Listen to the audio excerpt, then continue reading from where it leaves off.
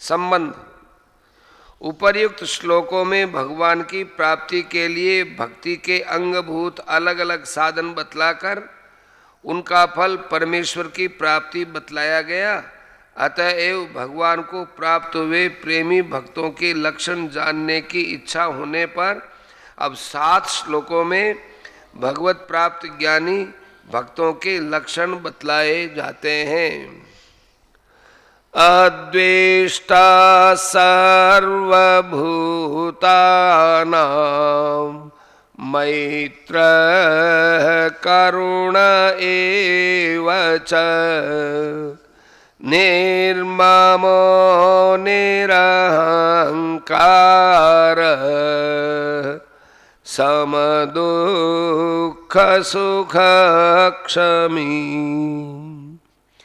सन्तुष्टः सततं योगी यतात्मा दृढनिश्चयः मय्यर्पितमनो बुद्धिर् यो मद्भक्तः स मे प्रियः। जो पुरुष सब भूतों में द्वेष भाव से रहित, स्वार्थ रहित, सबका प्रेमी और हेतु रहित दयालु है तथा ममता से रहित, अहंकार से रहित, सुख दुखों की प्राप्ति में सम और क्षमावान है, अर्थात अपराध करने वाले को भी अभय देने वाला है, तथा जो योगी निरंतर संतुष्ट है, मन इंद्रियों सहित शरीर को वश में किए हुए है और मुझ में दृढ़ निश्चय वाला है, वह मुझ में अर्पण किए हुए मन बुद्धि वाला मेरा भक्त मुझको प्रिय है। प्रश्न। सर्वभूतानां पद किससे संबंध रखता है? उत्तर। प्रधान रूप से तो उसका संबंध अद्वेष्टा के साथ है, किंतु अनुवृत्ति से वह मैत्र और करुणा के साथ भी संबद्ध है।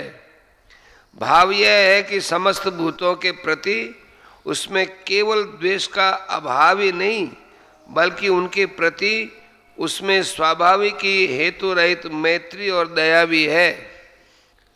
प्रश्न। सिद्ध पुरुष का तो सब में समभाव हो जाता है, फिर उसमें मैत्री और करुणा के विशेष भाव कैसे रह सकते हैं? उत्तर।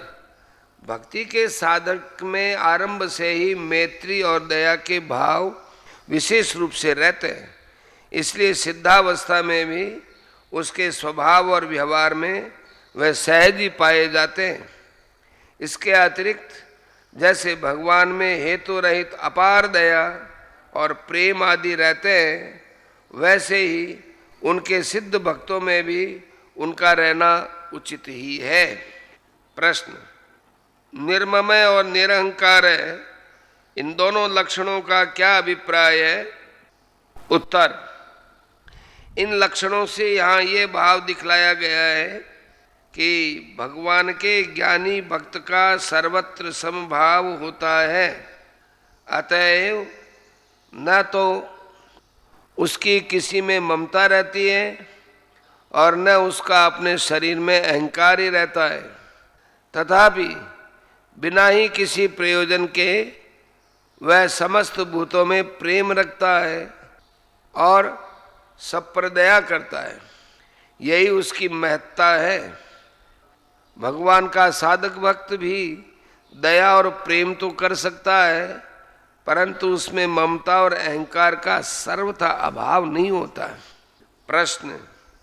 समदुख सुख है, इस पद में आए हुए सुख दुख अर्थात हर्ष शोक के वाचक हैं या अन्य किसी के, और उनमें सम रहना क्या है? उत्तर। यहाँ सुख दुख हर्ष शोक के वाचक नहीं है, किंतु उनके हेतुओं के वाचक है, तथा उनसे उत्पन्न होने वाले विकारों का नाम हर्ष शोक है। अज्ञानी मनुष्यों की सुख में आसक्ति होती है, इस कारण सुख की प्राप्ति में उनको हर्ष होता है और दुख में उनका द्वेष होता है, इसलिए उसकी प्राप्ति में उनको शोक होता है। पर ज्ञानी भक्त का सुख और दुख में समभाव हो जाने के कारण किसी भी अवस्था में उसके अंतःकरण में हर्ष शोक आदि विकार नहीं होते। श्रुति में भी कहा है, हर्ष शोकौ जहाति, कठोपनिषद में आया है। अर्थात ज्ञानी पुरुष हर्ष शोक को सर्वथा त्याग देता है। प्रारब्ध भोग के अनुसार शरीर में रोग आ जाने पर उनको पीड़ा रूप दुख का तो बोध होता है, और शरीर स्वस्थ होने पर उसमें पीड़ा के अभाव का बोध रूप सुख भी होता है, किंतु राग द्वेष का अभाव होने के कारण हर्ष और शोक उन्हें नहीं होते। इसी तरह किसी भी अनुकूल और प्रतिकूल पदार्थ या घटना के संयोग वियोग में किसी प्रकार से भी उनको हर्ष शोक नहीं होते। यही उनका सुख दुख में सम रहना है। प्रश्न, क्षमावान किसको कहते हैं और ज्ञानी भक्तों को क्षमावान क्यों बतलाया गया है? उत्तर, अपना अपकार करने वाले को किसी प्रकार का दंड देने की इच्छा न रखकर उसे अभय देने वाले को क्षमावान कहते हैं। भगवान के ज्ञानी भक्तों में क्षमा भाव भी असीम रहता है, तो उनकी सब में भगवत बुद्धि हो जाने के कारण वे किसी भी घटना को वास्तव में किसी का अपराध ही नहीं समझते। अतः वे अपना अपराध करने वाले को भी बदले में किसी प्रकार का दंड नहीं देना चाहते। यही भाव दिखलाने के लिए उनको क्षमावान बतलाया गया है। क्षमा की व्याख्या 10वें अध्याय के 4 श्लोक में विस्तार से की गई है। प्रश्न, यहाँ योगी पद किसका वाचक है और उसका निरंतर संतुष्ट रहना क्या होता है? उत्तर, भक्ति योग के द्वारा भगवान को प्राप्त हुए ज्ञानी भक्त का वाचक यहाँ योगी पद है। ऐसा भक्त परमानंद के अक्षय एवं अनंत भंडार श्री भगवान को प्रत्यक्ष कर लेता है। इस कारण वह सदा ही संतुष्ट रहता है। उसे किसी समय किसी भी अवस्था में संसार की किसी भी वस्तु के अभाव में असंतोष का अनुभव नहीं होता, वह पूर्ण काम हो जाता है। अतएव संसार की किसी भी घटना से उसके संतोष का अभाव नहीं होता, यही उसका निरंतर संतुष्ट रहना है। संसारी मनुष्यों को तो संतोष होता है, वह क्षणिक ही होता है।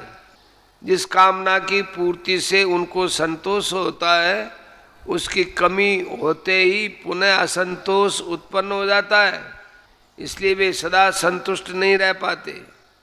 प्रश्न, यथात्मा का क्या अर्थ है? इसका प्रयोग किसके लिए किया गया है? उत्तर, जिसका मन और इंद्रियों के सहित शरीर जीता हुआ हो उसे यथात्मा कहते हैं। भगवान के ज्ञानी भक्तों का मन और इंद्रियों सहित शरीर सदाई उनके वश में रहता है। वे कभी मन और इंद्रियों के वश में नहीं हो सकते। इसी से उनमें किसी प्रकार के दुर्गुण और दुराचार की संभावना नहीं होती। यही भाव दिखलाने के लिए इसका प्रयोग किया गया है। प्रश्न, दृढ़ निश्चय पद किसका वाचक है? उत्तर, जिसने बुद्धि के द्वारा परमेश्वर के स्वरूप का भली भांति निश्चय कर लिया है, जिसे सर्वत्र भगवान का प्रत्यक्ष अनुभव होता है तथा जिसकी बुद्धि गुण कर्म और दुख आदि के कारण परमात्मा के स्वरूप से कभी किसी प्रकार विचलित नहीं हो सकती, उसको दृढ़ निश्चय कहते हैं। प्रश्न, भगवान में मन बुद्धि का अर्पण करना क्या है? उत्तर, नित्य निरंतर मन से भगवान के स्वरूप का चिंतन और बुद्धि से उसका निश्चय करते करते मन और बुद्धि का भगवान के स्वरूप में सदा के लिए तन्मय हो जाना ही उनको भगवान में अर्पण करना है। प्रश्न, वह मेरा भक्त मुझे प्रिय है, इस कथन का क्या अभिप्राय है? उत्तर, जिसका भगवान में अहेतुक और अनन्य प्रेम है, जिसकी भगवान के स्वरूप में अटल स्थिति है, जिसका कभी भगवान से वियोग नहीं होता, जिसके मन बुद्धि भगवान के अर्पित हैं, भगवान ही जिसके जीवन धन प्राण और सर्वस्व है, जो भगवान के ही हाथ की कठपुतली है, ऐसे ज्ञानी भक्त को भगवान अपना प्रिय बतलाते हैं।